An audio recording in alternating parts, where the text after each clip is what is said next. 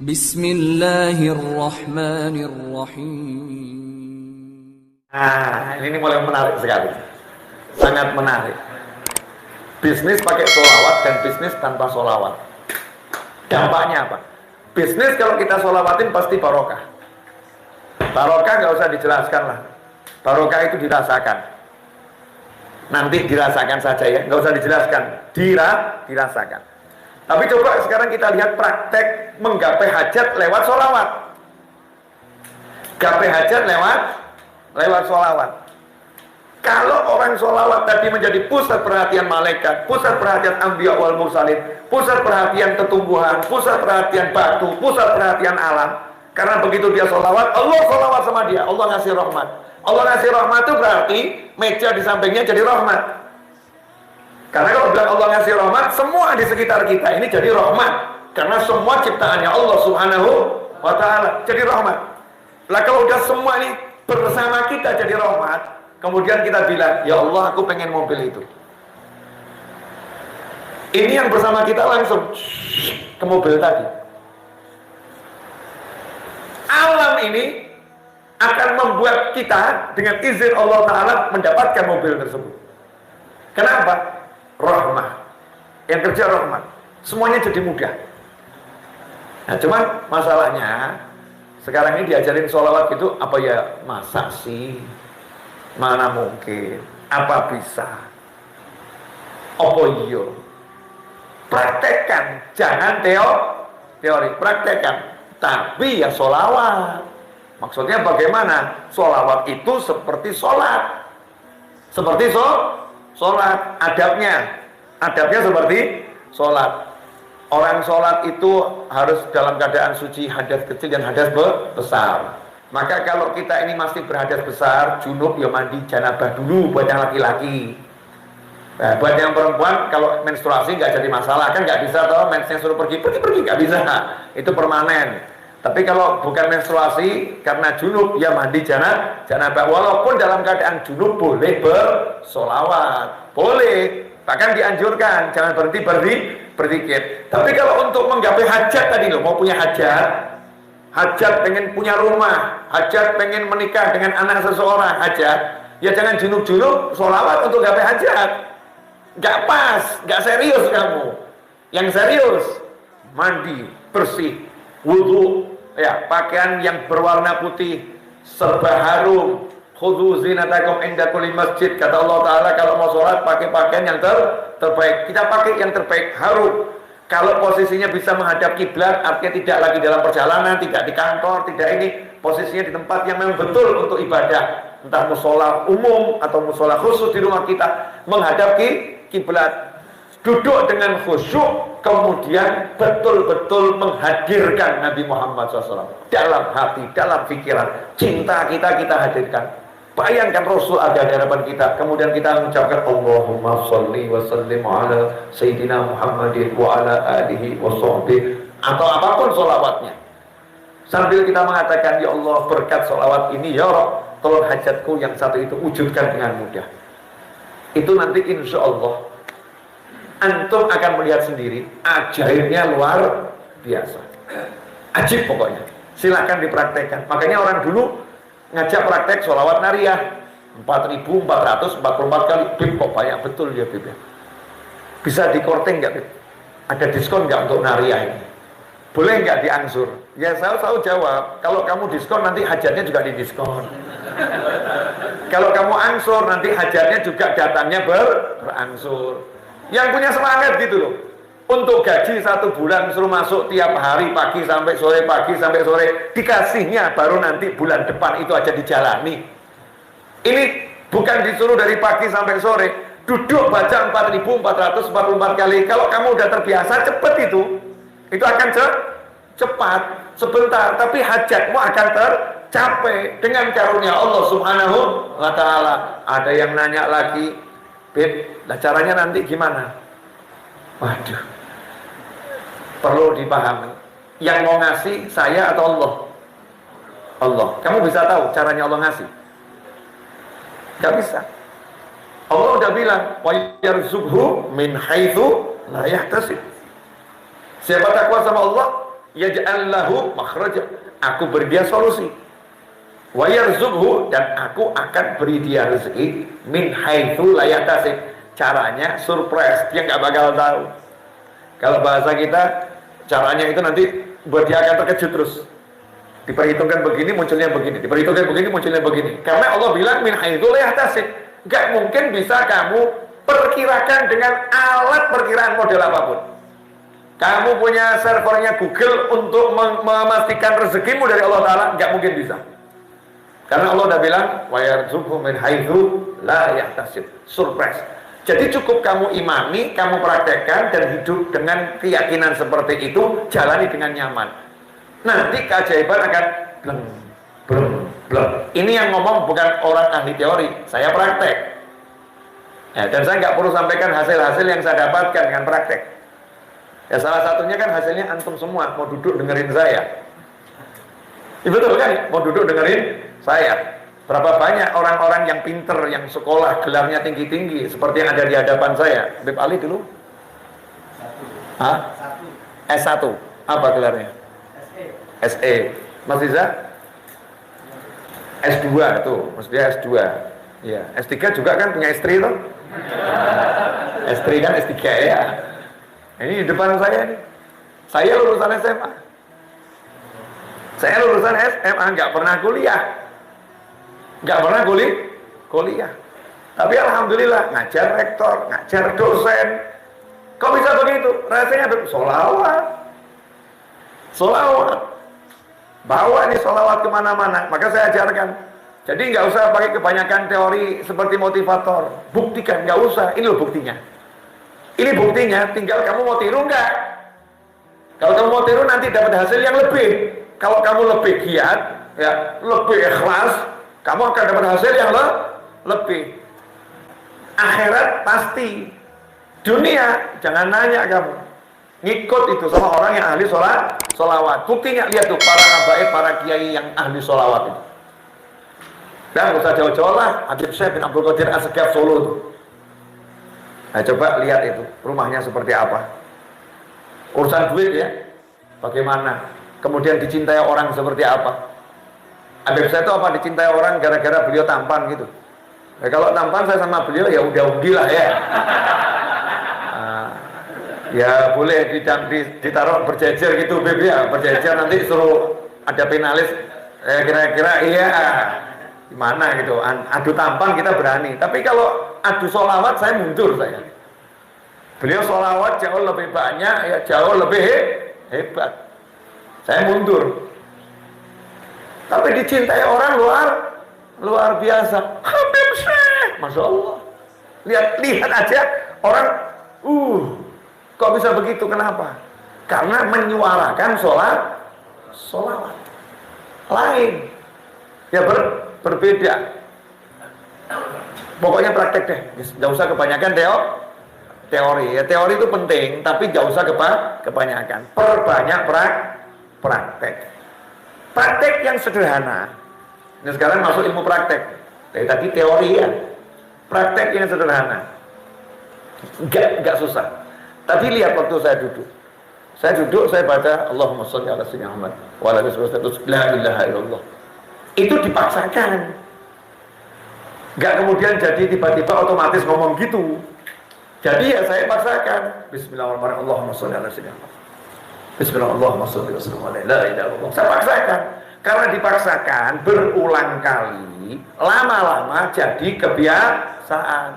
Setelah terbiasa jadi otomatis. Dan saya sering terkejut ketika mesin otomatis itu berbicara. Jadi ketika saya duduk tiba-tiba kok la ilaha illallah, Allahumma sholli, kaget. Kok tidak saya bergerak sendiri ya? Hati saya ngomong sendiri seperti ini ya. Kaget saya. Alhamdulillah. Tubuh saya sudah apa?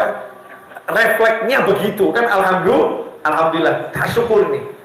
Ini hasil karena memaksakan diri.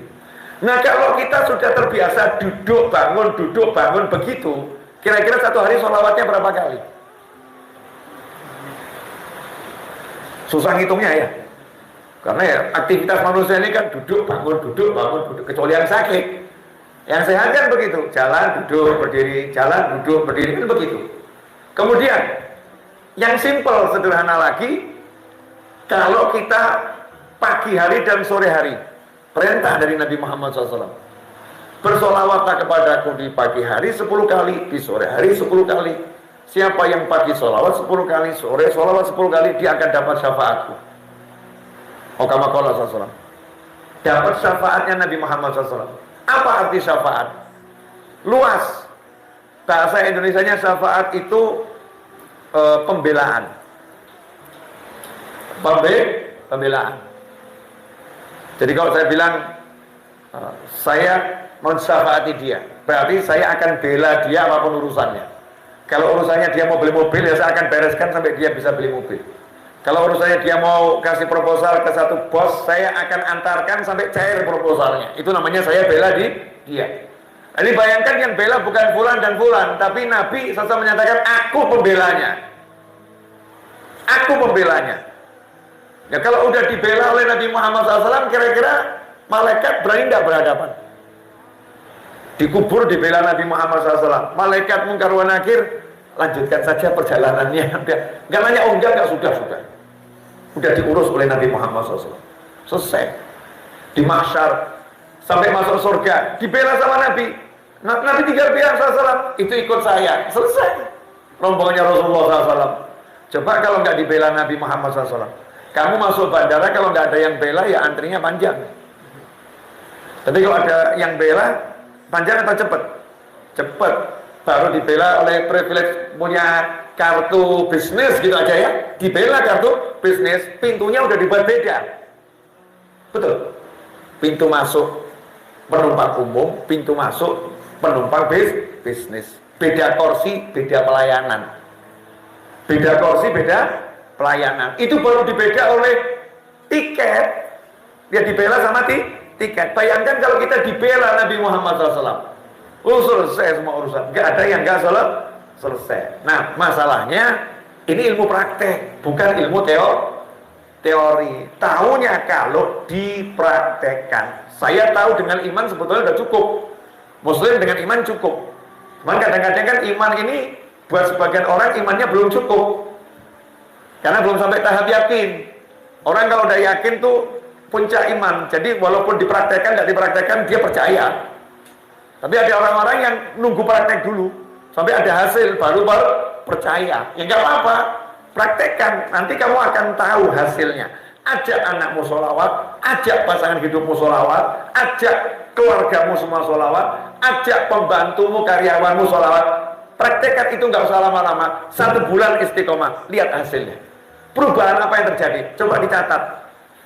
Oh, anak ini biasanya susah diberitahu. Kok sekarang setelah 1 bulan bersolawat hasilnya mudah diberitahu. Terus nanti hasilnya tak perlu diberitahu.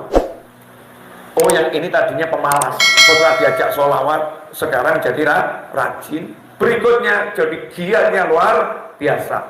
Oh, yang ini tadi kalau datang orangnya marah-marah melulu. Sejak satu kantor baca solawat, itu yang marah-marah kok diganti, yang datang wajahnya ceria, menyenangkan. Oh, kita akan terkejut kaget. Begitu banyak perubahan yang terjadi setelah kita istiqomah, yang menjalani apa yang diperintahkan oleh Allah Subhanahu wa Ta'ala. Karena sholawat itu bukan anjuran, tapi perintah langsung dari Allah Ta'ala, di mana Allah mewahyukan, Innallaha wa malaikatahu yusalluna 'alan nabi ya ayyuhalladzina amanu sallu 'alaihi wa sallimu taslima. Allahumma shalli wa sallim wa barik alaihi. Mari kita tutup dengan praktek. Kita sama-sama bersolawat. Mas Seto, dicek berapa menit? Ya, 1 jam 6 menit. Yakin? Ini betul 1 jam? Ibu-ibu, itu hoax atau asli? Saya nggak terasa ngomong 1 jam. Saya baru berasa ngomong 5 menit. Tapi jangan dilanjut. Udah kenyataannya kan 1 jam. Kenyataannya udah 1 jam. Kita ikuti kenyataan saja, jangan apa yang saya rasa urusan aku dan dia. Ya, ini prakteknya udah 1 jam lewat, ya udah cukup ya. Kita sekarang praktek sholawat 10 kali. Yang simple, bisa dibaca siapapun dan kapanpun ya. Yang menstruasi baca nggak apa-apa. Tadi saya bilang kalau punya hajat, ya yang serius gitu loh. Jangan sambil sholawat, tapi tekun betul-betul memang untuk sholawat ini untuk hajat saya. Beda dengan yang kita sambil nyetir, beda ya. Sambil di kantor, beda. Yang ini khusus. Memang ada yang khusus. Nah, kita baca sholawat sallallahu ala Muhammad sallallahu alaihi wasallam sebanyak 10 kali. Praktek. Nah, sama punya hajat apa di hati, nanti lihat hasilnya. Ini modalnya sedikit, cuma 10, mintanya besar kan ya. Modalnya sedikit 10 kali, tapi mintanya besar. Saya mau minta apa enaknya ya? Yang murah-murah saja deh. Minta mobil deh. Entah dapatnya tahun berapa, kan minta dulu yang penting. Kan boleh kalau minta sama Allah Ta'ala mobil? Boleh nggak? Kan boleh, orang saya nggak minta sama kalian. Memintanya sama Allah Subhanahu wa Ta'ala. Allah bilang ud'uni astajib lakum. Minta sama aku beri. Orang mau minta kan suruh sholawat dulu. Ya udah, saya mau minta mobil, sekarang sholawat dulu. Itu permintaan kecil. Permintaan besar apa? Minta bisa melihat Nabi Muhammad SAW. Ya, minta bisa bertemu Nabi Muhammad SAW. Minta diampuni dosa-dosanya oleh Allah Subhanahu wa Ta'ala.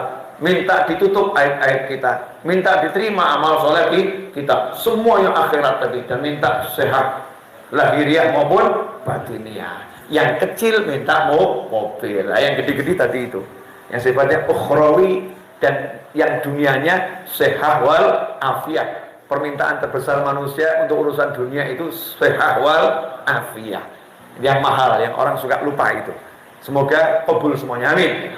Mari bersama-sama. Sallallahu ala Muhammad sallallahu alaihi wasallam. Sallallahu ala Muhammad sallallahu alaihi wasallam. Sallallahu ala Muhammad sallallahu alaihi wasallam. Sallallahu ala Muhammad sallallahu alaihi wasallam. Sallallahu ala Muhammad sallallahu alaihi wasallam. Sallallahu ala Muhammad sallallahu alaihi wasallam. Sallallahu ala Muhammad sallallahu alaihi wasallam. Sallallahu ala Muhammad sallallahu alaihi wasallam. Sallallahu ala Muhammad sallallahu alaihi wasallam. Sallallahu ala Muhammad sallallahu alaihi wasallam. Alhamdulillah, qabul insyaallah. Kurang lebih mohon maaf. Jazakumullah khairan wal afu minkum. Wassalamualaikum warahmatullahi wabarakatuh.